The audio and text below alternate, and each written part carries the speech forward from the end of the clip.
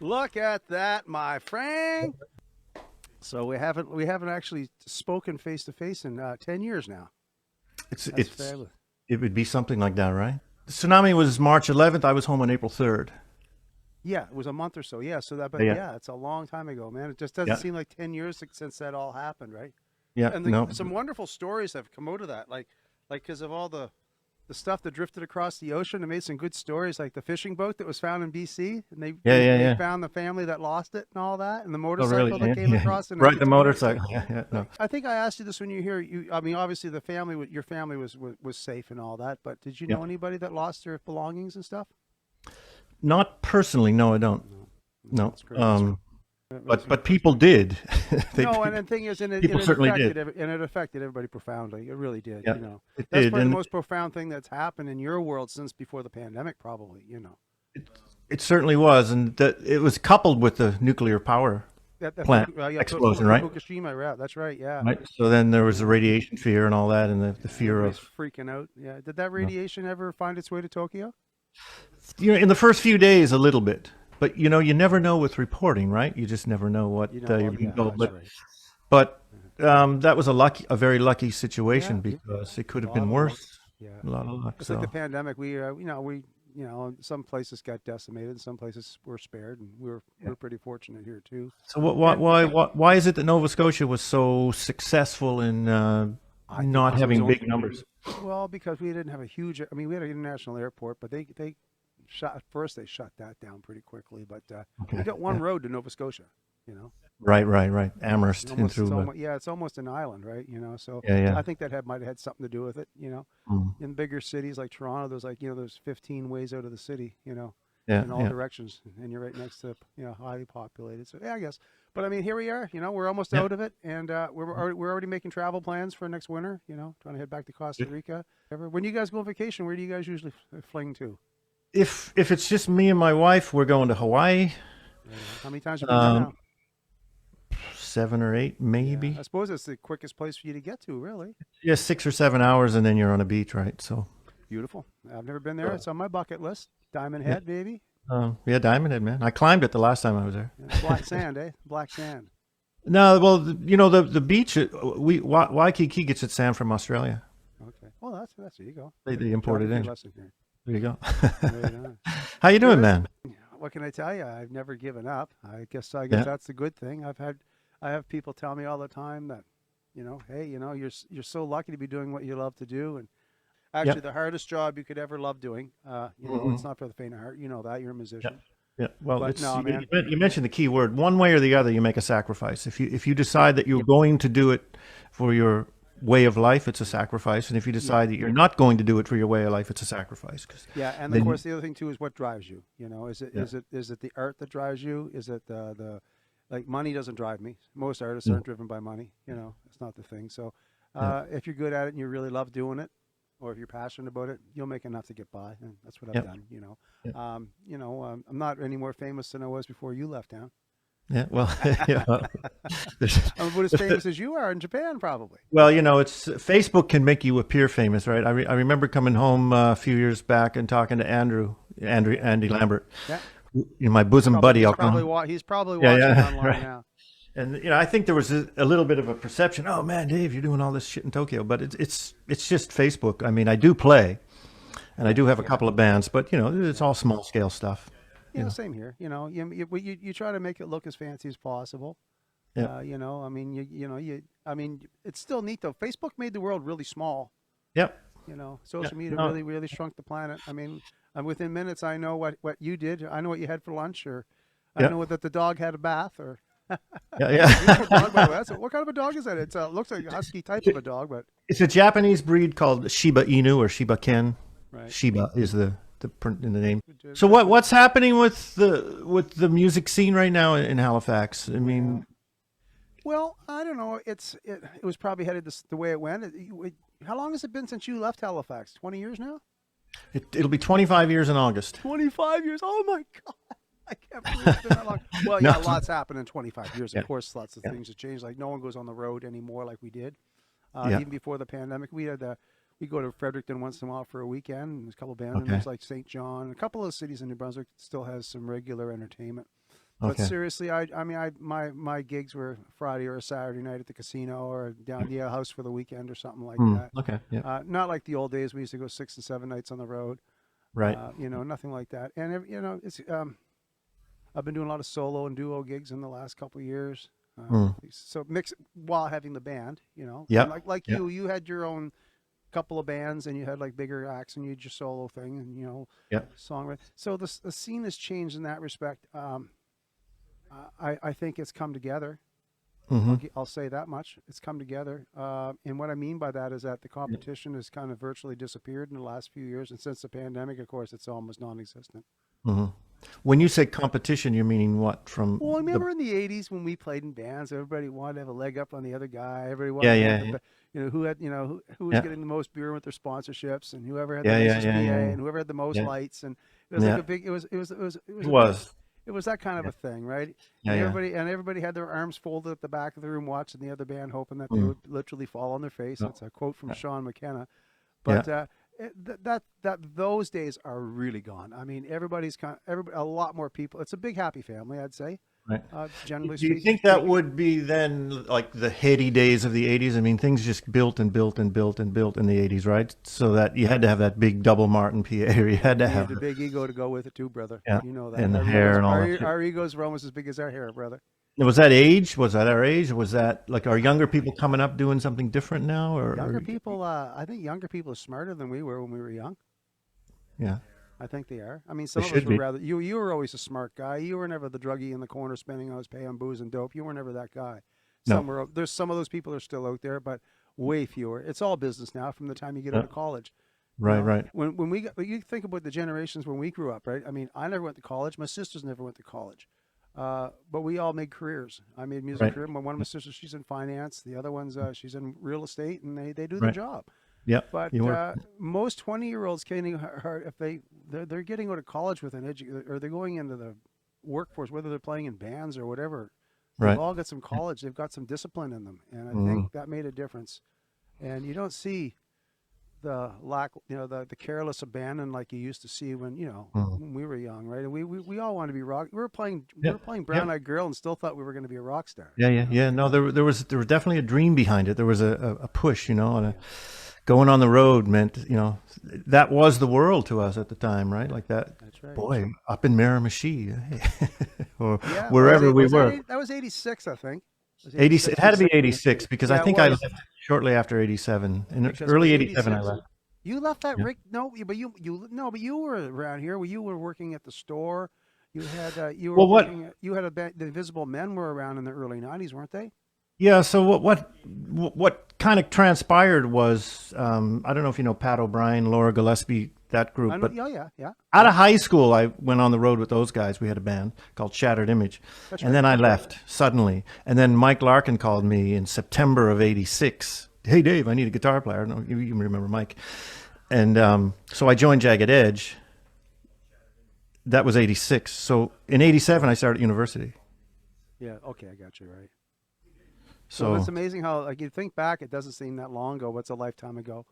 And Yeah, so but that's- it's cool. So, but that's how far back we go, anyway. Like, I mean, Yeah. the first time I played with you, that I actually played with you, was in '86, where we did that gig in Miramichi. I was Mick. You're filling in for a band, but we need the guy that does Mick Jagger.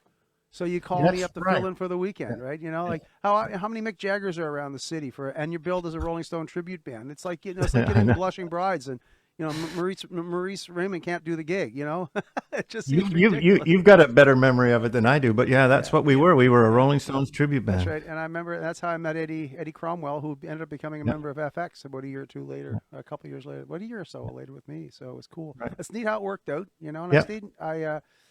I forget a lot of the people I haven't seen since then, and many of them are probably not even in music anymore. Mm. Right? Yeah, when you say like I met Eddie that way, and then he played with us, it gets me thinking about what music really has been for me, which is you go out and you say yes to somebody. Somebody says, "Hey, can you do something?" And you say yes, and then suddenly you're meeting somebody you never thought you would meet, and you're doing something. That's how all my music things happen. They all happen through an inadvertent saying yes, and then serendipity or something like that. something like that. Yeah, and then suddenly you're playing with somebody that you didn't expect to play with. But we have a charmed life, man. We really have. Yeah. We're still allowed to talk about it. We're virtually the same age, and we're still allowed to talk about it. A lot of our friends haven't gotten this far, and I'm proud of what little I've accomplished. I'm proud of it. We're gonna play some music here in a minute, but when you moved from here 25 years ago, Yeah. you left behind a music career. I mean, it Yeah. wasn't you weren't out in the road making gold records and all that, but you were making a living like the rest of us. I call it trench working in the industry. Yeah. Yeah. You had a job, you had a good job, you were working for I was at Music Music Stop, Stop at which the time, became and then Wong and McQuaid. You could have kept yeah. with them and made a career and be pensioned off. Have a, lots Yeah. of guys they nobody ever works at Long McQuaid and says they didn't enjoy the job. Yeah. It's a great company to work for. And all that said, you Hmm. had this, and actually there's two of you. Rick White was another guy, our first drummer. He did the same thing you did. He had this Okay. opportunity in Japan to teach. Hmm. Well, you'll explain in a minute, but so you Hmm. went over there to do this.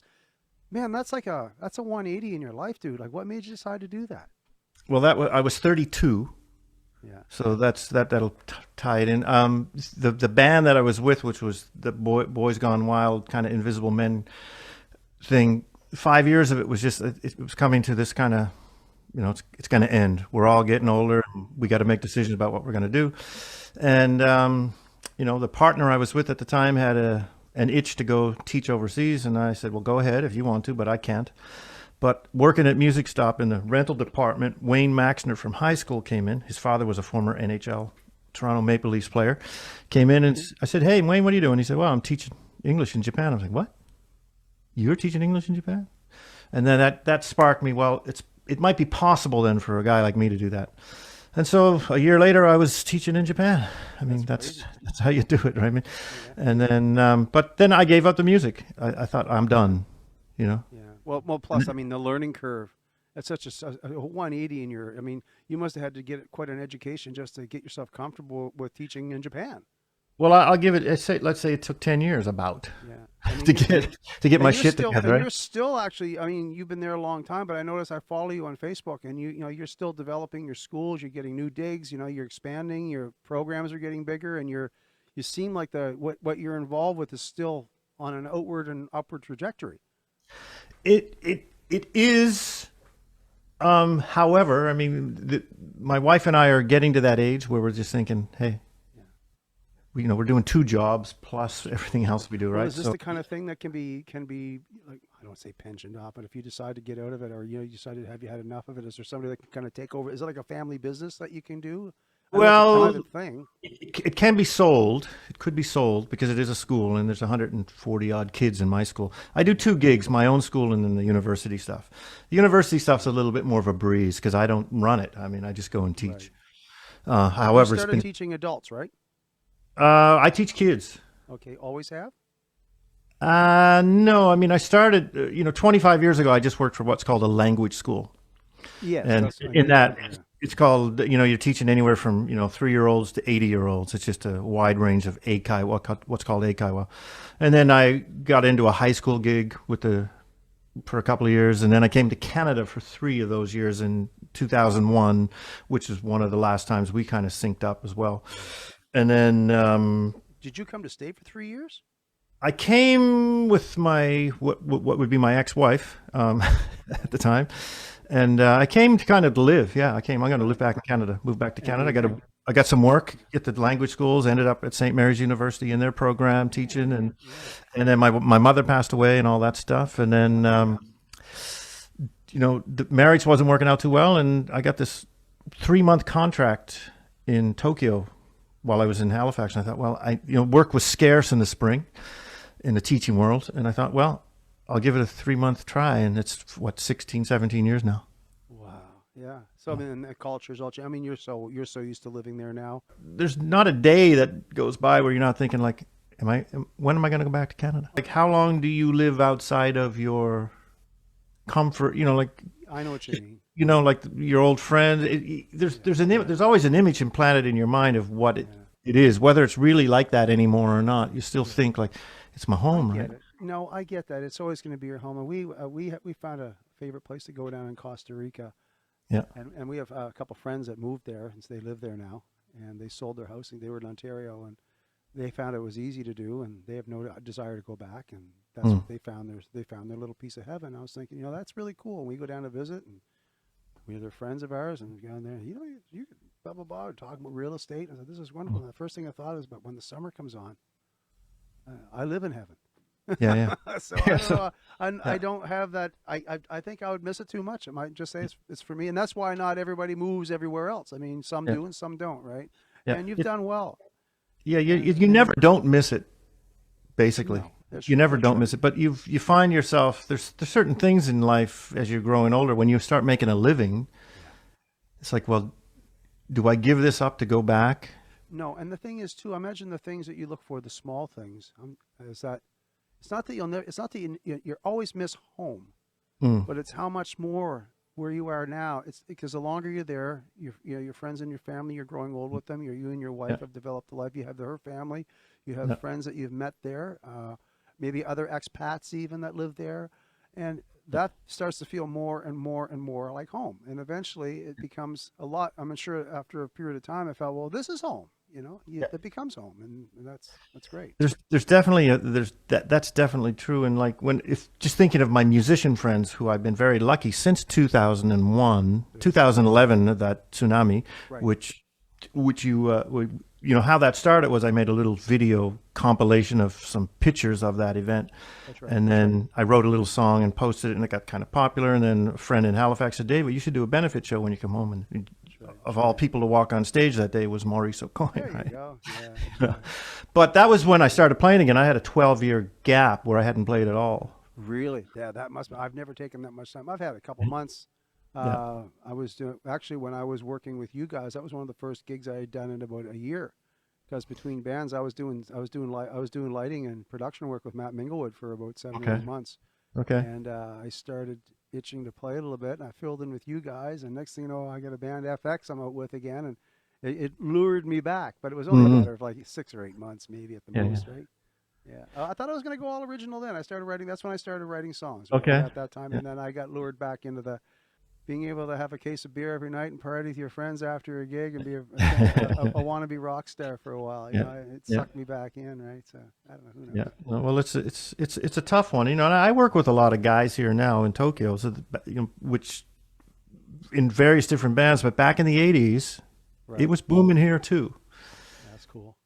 These guys had a big, you know, like probably back home they were playing a lot, and now it's the same. But as you mentioned, like the friends I have here now, particularly musician friends, like Right. to leave it all. But then I think if I came to Halifax, I'd probably hook up with you guys and start playing with you guys anyway. Oh, you'd be like you would miss a beat. So you got back into music and you Yeah. started like did you just basically pick up where you left off, find a bunch of guys to jam with on the weekends, or did you go a little differently? How it turned out was somebody put an ad up on Facebook, doing a studio session tonight. Need a bass player. Right on. And I thought, well, I'll go see what it is. And what it was just a couple of guys jamming in a rental rehearsal studio. Right on.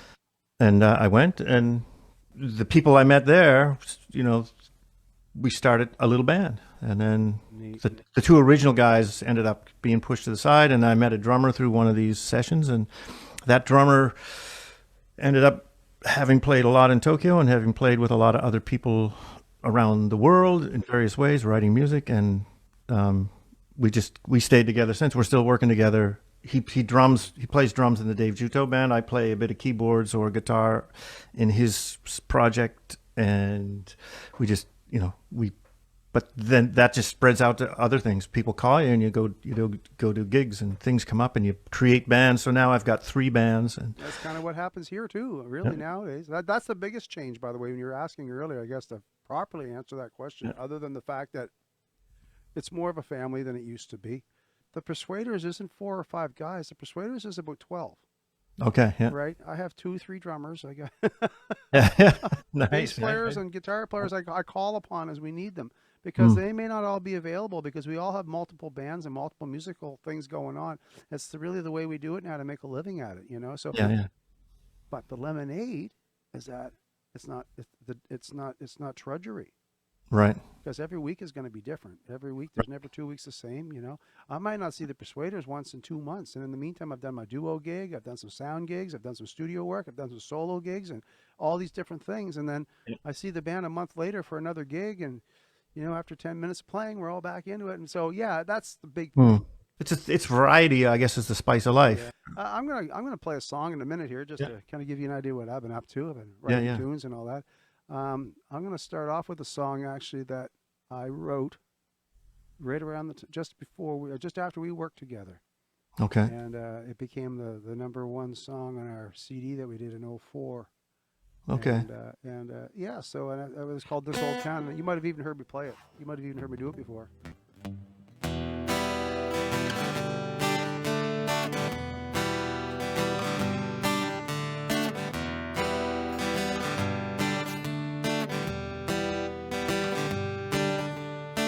You get lost when you're walking through that crowd again. You never felt this insecure since you don't know when. When your day has ended and the night comes down, you're looking for a place to hide in this old town. Nobody knows you, no one cares, nobody shows you, no one dares in this old town.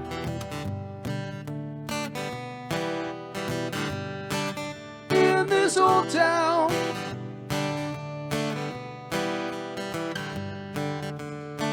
you can't tell where the lies have stopped and the truth begins. 'Cause every time you play the game, the dealer wins. You pray as you throw your dime into the wishing well, but you've only paid your way into this old town. Nobody knows you, no one cares, nobody wants you, no one shares in this old town. In this old town,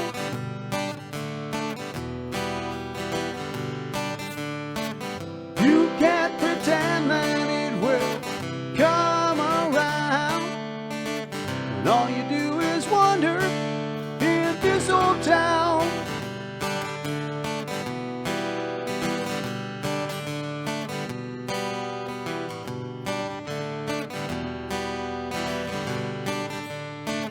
Time's come and time has gone here once again. Never been this lonely since you don't know when. When your days have ended and the night comes down, silently you're slipped away into this old town.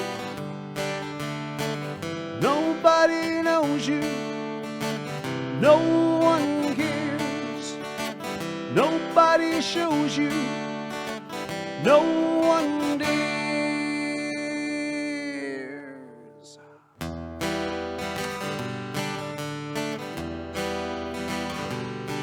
In this old town, in this old town, in this old town, in this old town.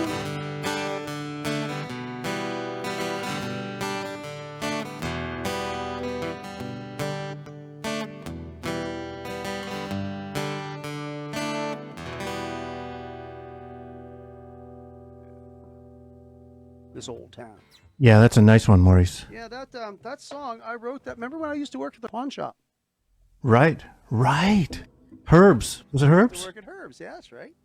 Okay, And I because worked there, and there was a homeless guy that used to come in all the time, and we basically kept him alive. I mean, Herb was you say what you want about Herb, but he had like a little there was like a society of people that if it wasn't for Herb, they probably would have been found dead in a corner somewhere, robbed of their belongings and that. And he kind of like they bring him his check and her pension check, and he'd give him $2 a day. You know what I mean? And then the Okay. check would, he kept a little tally on the wall or something. It was pretty funky. But Okay. there's this old guy named Goldie, and I wrote that song about him and about the sadness of being a lonely old homeless guy Yeah. in the city, like an old city that's older than you, and Yeah, I just got inspired to write it. Did So you yeah. do something video wise with that recent? Yes, and thank you for bringing. I thought of that when I started the song.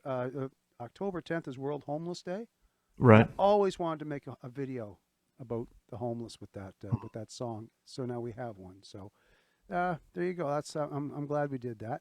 And yeah, so Shane Moore did that for me. And so Okay. have you been involved in any videos and stuff going on, like actual studio videos and stuff?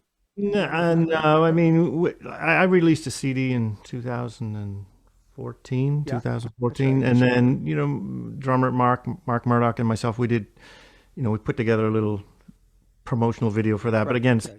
self-made. Yeah, like yeah, but thing is, but those are charming, man. The point being, keeping things simple, keeping things homespun. There's nothing wrong with it. That's really the way to go. I mean, it's organic, and it's that's the people. Yeah. The people relate to that, right? That's what people really want. Well, when you moved to Japan, I suppose, and you started getting back in music, I mean, all egos aside, that must have been like you had to get that out of your head because you're trying to fit in, right, into the scene that's there too, right? Like you're not a big fish anymore. Yeah. You're a Japanese goldfish now. You Well, know. when I started working with Japanese musicians Yeah. 5 years ago, these are all seasoned guys who've Yeah, been yeah. playing a long time. They gave me a chance to grow Yeah. with the big cats, Are there because many these guys Western musicians in the trenches like you over there? tons, Yeah. tons. I'm sure yeah. There's that's some a really great- good. Yeah. Tokyo is probably becoming an international city now, anyway, isn't it? Well, it's if you Kind of take like a Toronto and places like that, where there's so many people from all over the world living there. let me give you this. If you take the metropolitan Tokyo area, that includes Yokohama and Chiba. There's 35 million people here, so that's the population of Canada Yeah.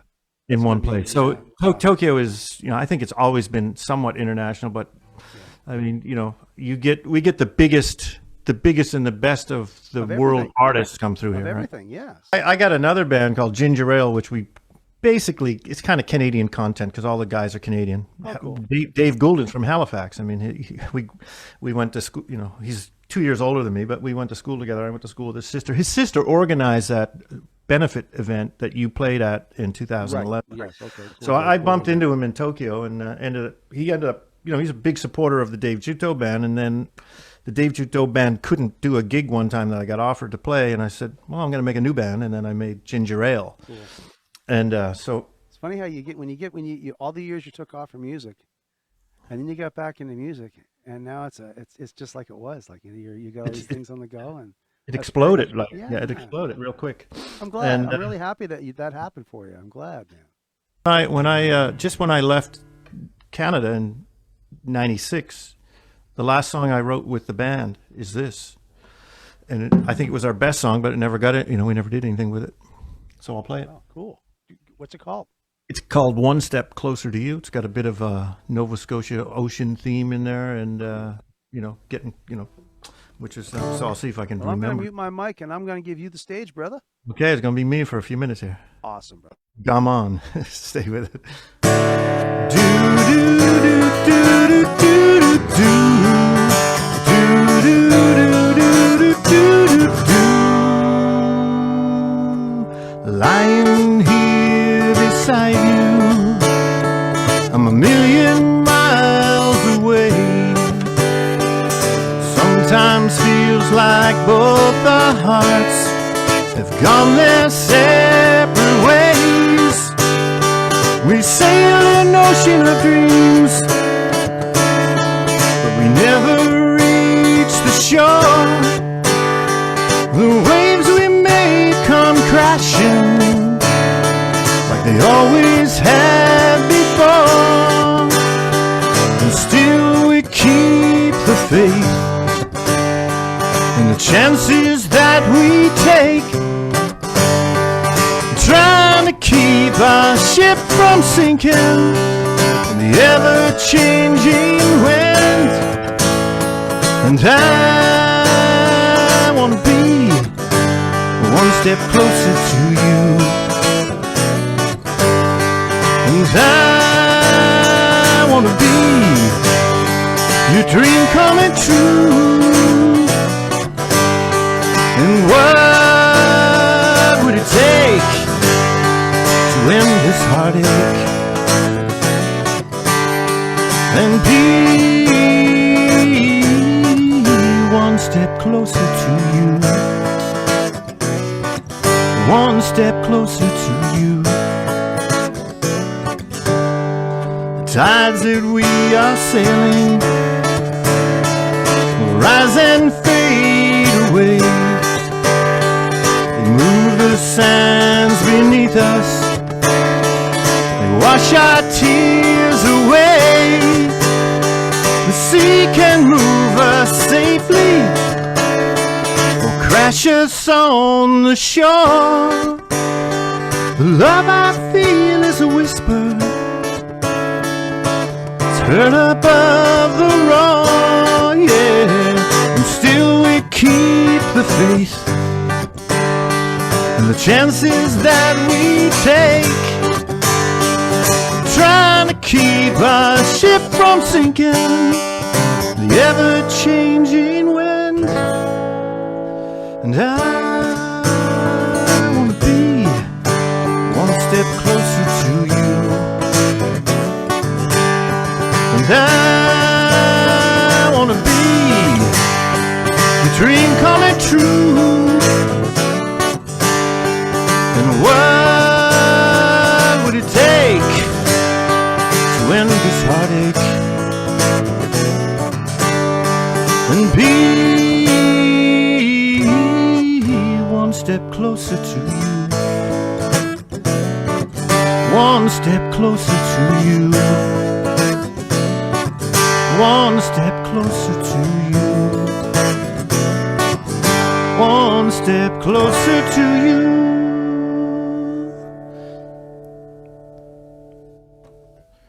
Yeah, brother. That was I'll leave it awesome. at that. Thanks, man. That's fantastic, man. You're good. Yeah. So, and I'm a gear guy too. Right? I'm looking at your guitar. That's a beautiful tack you got there too. It sounds Yeah, nice. yeah. You got a great Yeah. sound with that. You got a nice setup. You've always been a fantastic player. Is that like a custom shop? Did you actually go up in the mountains of what's it? What's the town in the mountains? It's that they This make is those? I think it's Hamamatsu. I'm not sure where they're making Yeah, this. yeah. I bought this at a music store in 2000 for the millennium. change That's of a the model. That's not a model you see around here, though, brother. No, millennium. yeah, it's a limited edition. That's beautiful. That's Bill beautiful. Livingston, who used to teach at Ken Yep. Davidson Music Studios and worked, I think, at Music Style. Anyway, I bumped into him in that 2001, 2004 period while I was back in Canada. And we compared notes because he was collecting the limited editions. Every year they put out a limited edition. Yeah, the Ovations did it at the same time too. But Yeah. what they did with this one is they put in a complex preamp. Okay.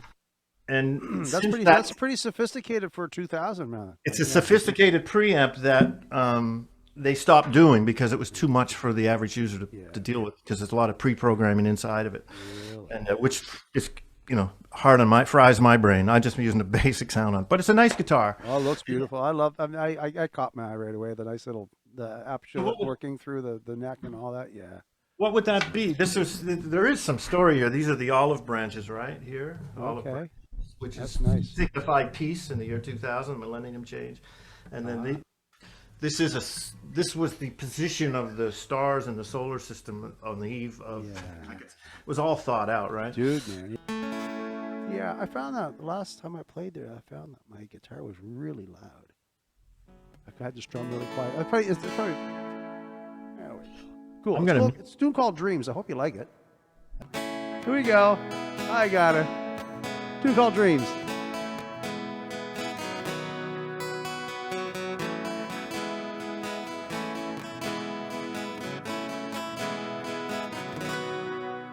Are you going somewhere with your hand on the door? Are you missing the love and leaving for more? With your eyes to the sky and your feet on the floor, Wear your heart on your sleeve, 'cause that's what it's for. But you go be you, I will be me, both of us free. You were my queen, I was your king, but no one believes anymore in dreams.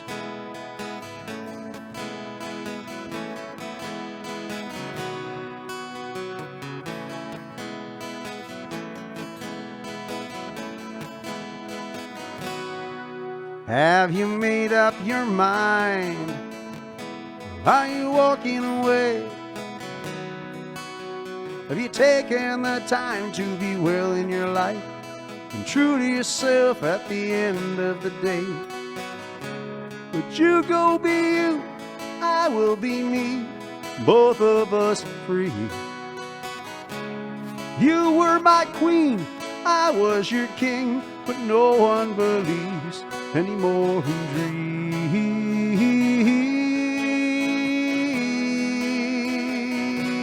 dreams, anymore in dreams.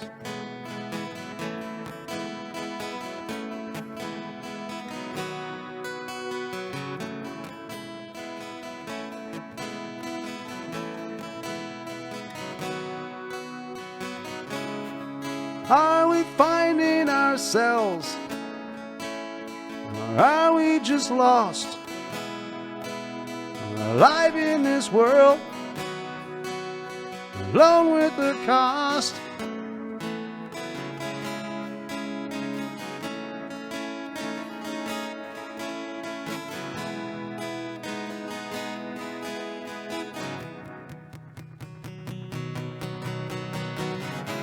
But you go be you, I will be me, both of us free. You were my queen, I was your king, but no one believes. You go be you, and I will be me, both of us free. You were my queen, and I was your king, but no one believes anymore in dreams.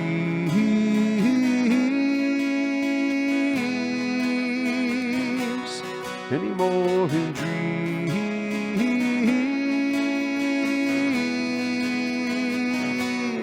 Anymore in dreams.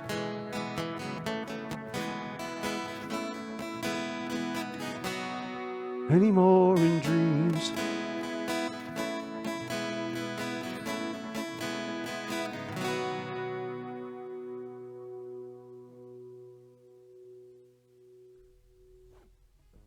I love it. Yeah. The I cool love thing it. about those songs, I don't write slow songs very often. So with a co-write, I find slow songs I have a hard time being inspired. So I don't necessarily see that as slow. I could see that as a medium tempo. I guess, yeah, okay, we can go. Yeah. Oh yeah, Um, and we've never recorded it as such. It's Okay. only ever been played on an acoustic guitar. I hear drums Okay. and I hear Oh yeah, orchestration, no, but I love the pre-chorus, how that leads into the I chorus. wish I could So play it better. He knows how to finger pick it. I just, when you kind of guys dumb are sitting strum. down writing, when you're writing that song, who's doing what? Which? He just had an acoustic guitar. We had a mic between the two of us, and we just penned the lyrics and came Yeah. up with it. He had if I remember correctly, he kind of had the chorus almost written, Okay. and we kind of came up with the verses and the bridge. The bridge was definitely a product of the room here, but Okay. it's neat how the song we were starting to write a song called "Suit of Armor," and it was the premise of the song is it's going to take a mighty Yeah. big sword to pierce the suit of armor, meaning you Yeah. get this shroud Protect around you, yourself. protect yourself from being hurt, and that kind Yeah. of Yeah. thing, right? Mm, And we started working on it, and I hit a wall, and we hit the wall too. Sometimes you hit a wall, and mm, then he had a song. And he says, "Man, I can't," but I found a way out of it, and that's what I like about co-writing. I had a few mm, songs that I started and went plunk, and then brought someone else in, and they just opened it up. And then I have a song I started or I picked up from someone else's, and mm. I've got about a song. Well, Randy Turner is my songwriting partner. We've written about a half dozen songs together now. Yeah. I wrote one with Steve. I wrote one with Dana Bolton. I'm trying to think of who else I've written with. I think right now that's coming to mind. That's most of the ones I've co-written with so far. But but the thing is, co-writing is if sometimes the discipline is hard. I get so many things on the go. The discipline's hard to sit down and Yeah. write. And Yeah. sometimes it's easier to have someone throw something at you and see if it sticks to Mm. the wall. Mm. And the next thing you know, I'm Oh. scraping it off and licking it.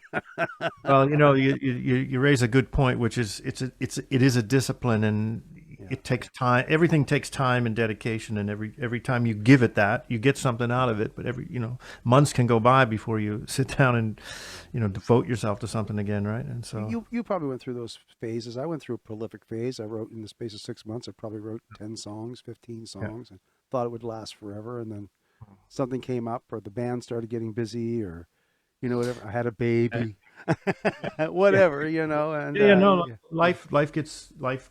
yeah. You know, um, I it. admire guys that write entire careers like that. Like you got Red Hot Chili Peppers, Rolling Yep. Stones. So not so much now, but you too. Every Yeah. few years they come up with another great big album, and it just seems like, man, that there was always something left at the bottom of the pot for those guys. They're reinventing themselves. Yeah. Always, But, I there's admire I that. got a line in a song which I doubt I could play, but it's like the well will never run dry. Basically, there's always something to come out at some. You might not think so, but there's always something. Every time I pick up my guitar, if I had the recording button going, Yeah, for the first thing that comes out of my fingers every time I pick up a guitar, it's always something interesting. that's But I for don't sure. necessarily keep the record button on, right? It's just I pick up a guitar and sometimes I grab the iPhone and record it, and I've got 100 of those samples. But then to sit down and then turn it into something is something that I write takes time. snippets of. I'll pick up my phone and I'll talk. Yeah, I'll say little things, and they'll fester, and I'll save them. I yeah, got dozens of little things on my phone. Like, I'm not a fancy musician like most people. I'm like, I'm just the strummer. I'm the lead singer who yeah, plays a bit of guitar, who plays rhythm guitar. I mean, yeah, I and- can't play melody. I don't do scales. So yeah, I'm more primal. When I pick up my guitar, for example, I play guitar every day now just to be mhm, limber, and because I love the sound of it, and I pick it. And you always have these go-to riffs and these little chord things that I play, like your little. They're not songs yet.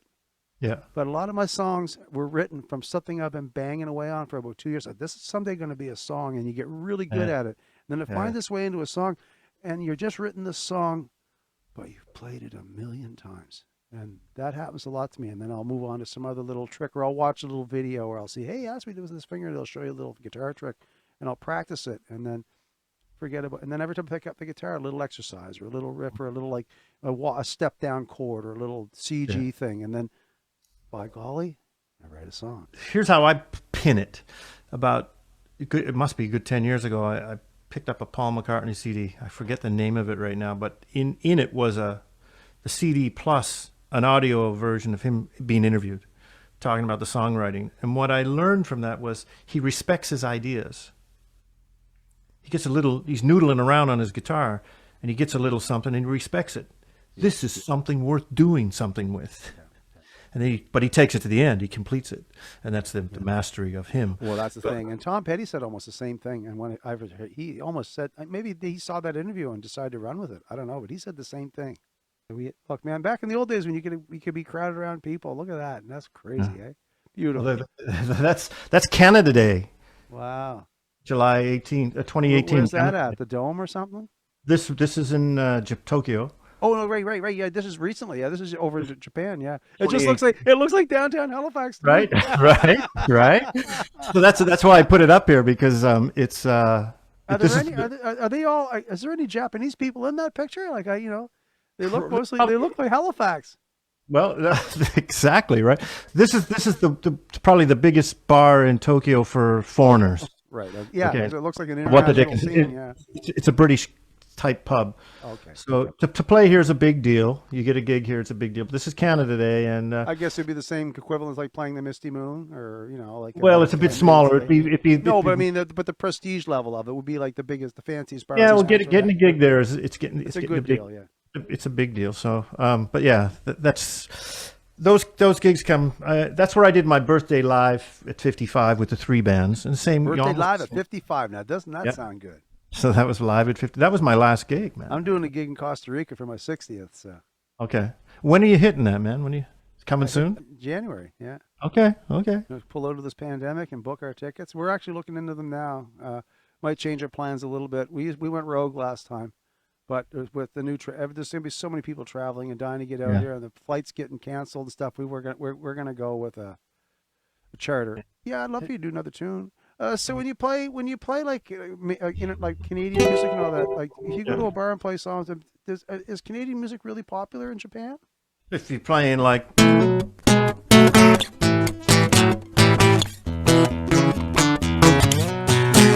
if you play stuff they know, they'll it's popular, right? Like tragically hip, like that. Oh yeah, we play like Blow It High Do, and we play New Orleans is Thinking and stuff like that. Yeah, of course people go fucking nuts, right? They do, eh? Because you don't like the expat community here. Again, It's you, 30. you There's take 30 million people in Tokyo. That's right. metropolitan. The metropolis has 35 million people. So How do to they get those people move around? How do people move around like that? That's just amazing. they do have a very efficient what do you call it? Transportation system. Unbelievable. It's amazing. You have a car? You guys have a family car? We, Well, you we have have a dog. You must have a dog. Yeah, yeah. Well, so the wife has a car and I have a car. Yeah, 'cause I know a lot of people. I have friends in Toronto, and they all had cars when they lived here. They went to Toronto. They never bothered getting a car. They just You don't need one. subway or bus, and it's easier not to have a car in a big city sometimes. 90% of gigs I go to is on the train. Just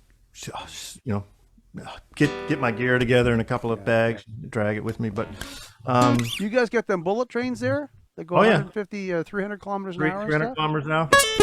Yeah, they're all here, man. They're all here. Got Tokyo, it all. Yeah. Tokyo, the man, biggest city in the world, man.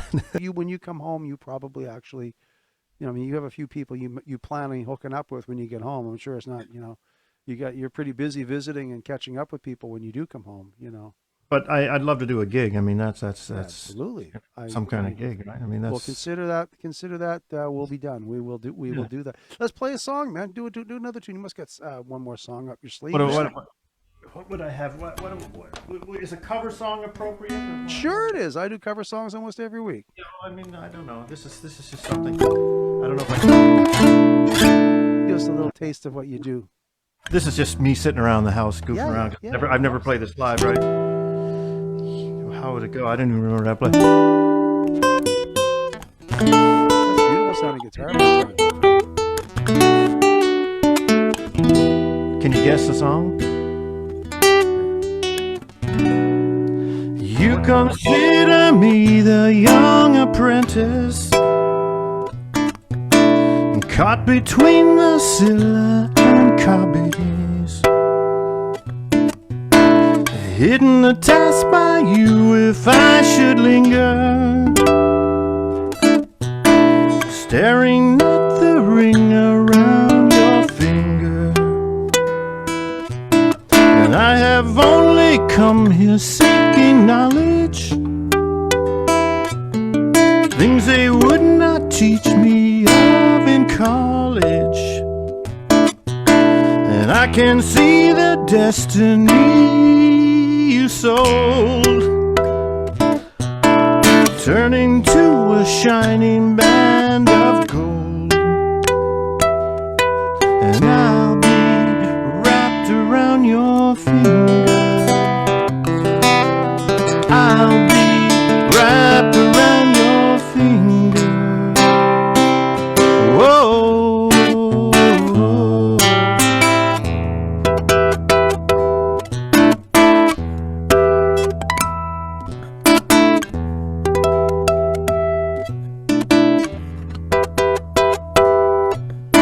Never stop, Felice is not your name, but I know what you're up to just the same. And I will listen hard to your tuition, and you will see it come to its fruition. And I'll be wrapped around your finger. I'll be wrapped around your finger. Whoa.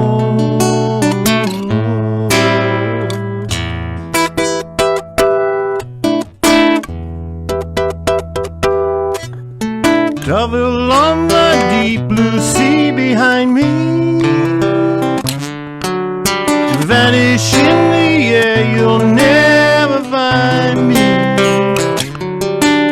And I will turn your face to alabaster when you find your servant is your master, and you'll be wrapped around my finger, and you'll be wrapped around my finger. Whoa.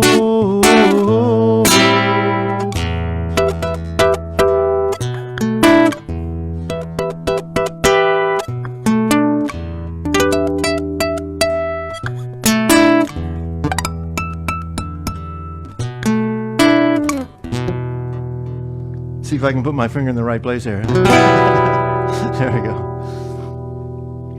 It's a bit of a long one, but That was a work of art, man. thank you. Thank you. And that's that. What kind of guitar is that? It's a beautiful guitar. It's a Martinez. Okay, Martinez or whatever. Yeah, very nice. But I like it. It's got the little, it's got a little hole up here. Oh, that's nice. But I noticed you need the cutaway. You need the cutaway or the extended neck to hit those last two notes in the song. Yeah, just to get You those. You played the last fret. There you go. You're right. There you go. No, you got a nice collection of guitars, and they're not ones that are, and they're not traditional. Like they're not standard models either. They're all kind of interesting and unique, and that's cool. That's really cool. This is one of my favorites to play when I'm playing bass, which is There you go. So broadcaster bass. it's the old. It's probably a reprint. It's a reissue. They call Right? it's a classic vibe series. Broadcaster though, right? Well, it's actually precision. They call it a precision anyway. I don't Yeah, know what it was okay, originally, yeah. but it's the original P bass. Yeah. And then the year Well, later, the broadcaster bass was the precursor to it anyway. yeah. So basically, that's it. That bass that Sting played, that I think he still plays it. It's kind of a copy of that, right? It's one of the very original basses. The bass is worth a bloody fortune, really, and he still plays it like it's his everyday toy. You know. But what's surprising about it, if it's anything even close to what Sting is playing, it's so easy to play. It's like so comfortable, just sliding up the neck and stuff. It's like, oh man, is it possible that something could be so easy? And that's it's interesting when you see a guitar that's that old that they've played for over 40 years of their career, and it's still their number one instrument over the years. That it's still playable. You know what I mean? You think of the shows and the environments and the humidities from the different countries. And Brian May, his custom-made guitar that him and his dad built when he was a kid. I was watching an interview. He's got the same frets on that guitar. Never changed the frets yet. That's amazing. I just blows my mind. And he uses a metal pick. He uses a coin, a squished coin, a sixpence or some fancy. It's a standard British coin, and he's been playing that guitar since for better part of 50 years, and he still has the original frets on it. That's just blows my mind. Well, I mean, I was just looking at. I had the frets dressed on the Takamine a couple years ago. The PRS needs something done soon. Yeah, it's amazing. I'm sure he's had other work done, but it just blows my mind.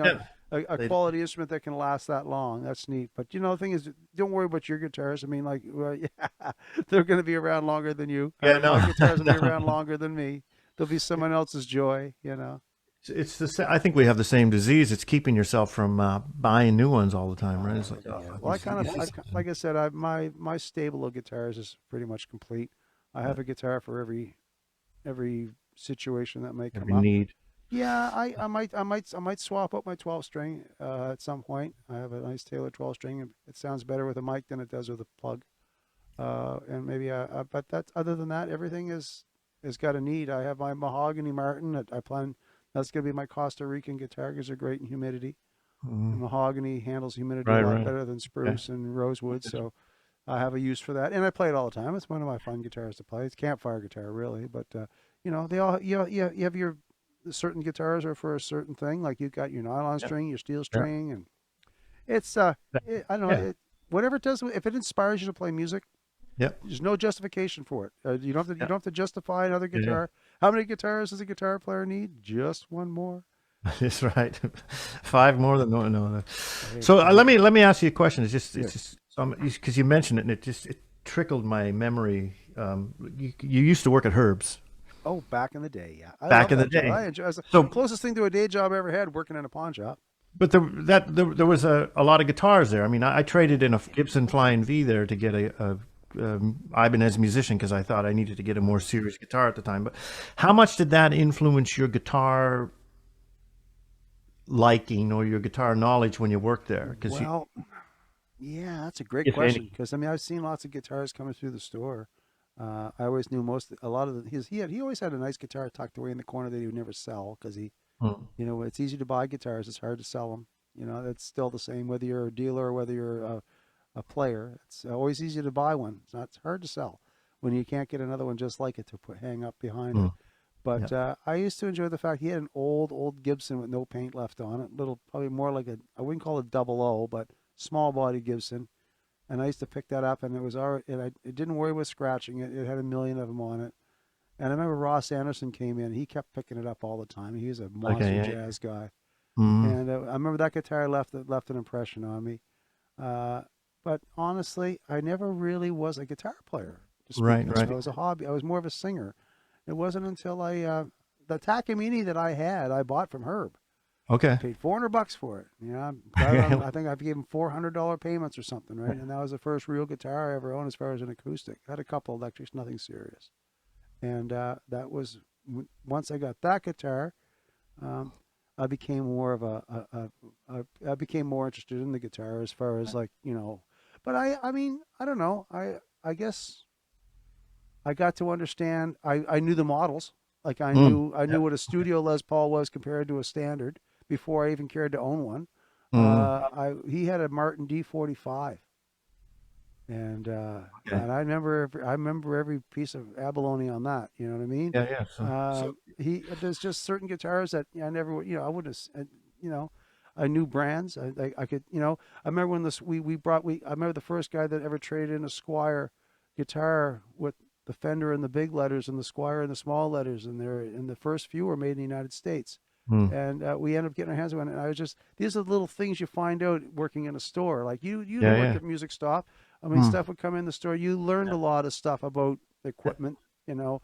And I mean, I wasn't like I wanted to have one of those guitars, but I knew the trivia behind it. And Yeah. then I Right. played in a band with Fred McLeod, and he was a guitar luthier, and he taught me a lot. Okay. He taught me how to set up a guitar. He taught me how Mm. to dress a nut and do basic that kind of work. He's the first guy Yeah. that taught me how to properly change a set of strings. And but before I even before I even owned a guitar, you know.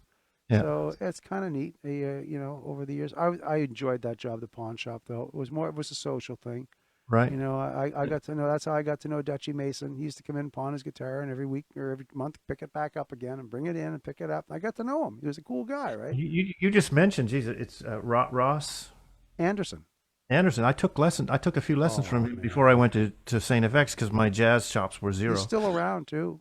Man, when he was a young man, when I was just a kid, and he was around. Like it was like George Benson. He was up there with him. I thought, Yeah, no, no. I remember. I don't know how I ended up getting him as a guitar what teacher, a but great teacher you had. Yeah, I needed something to learn a couple of jazz things. he's up there But with one of the best. he was a great guy.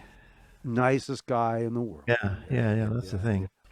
It's good. You know what? I think of you like I'm thinking of being here in Tokyo, right? And I watch your ongoings and bar stools and band talk, and I think Yeah.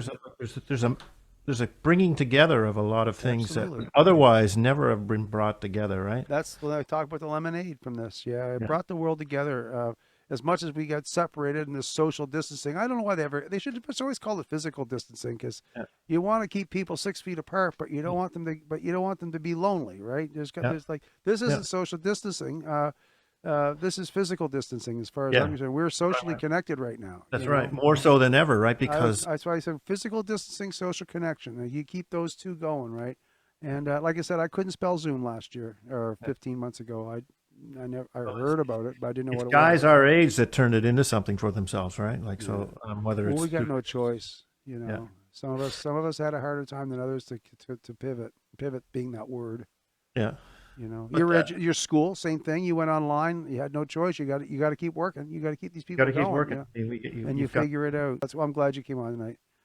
Well, Uh, I'm glad I did yeah. too. And Now I got a gig mate when you come home. we go. We I now we get. promise Now I know who to contact. I'm Yeah, going to be no, give me contacting you heads up. I'll well get us ahead a of gig. time. Yeah. Yeah. Take care, Maurice. Take care, man. Thank you. Peace.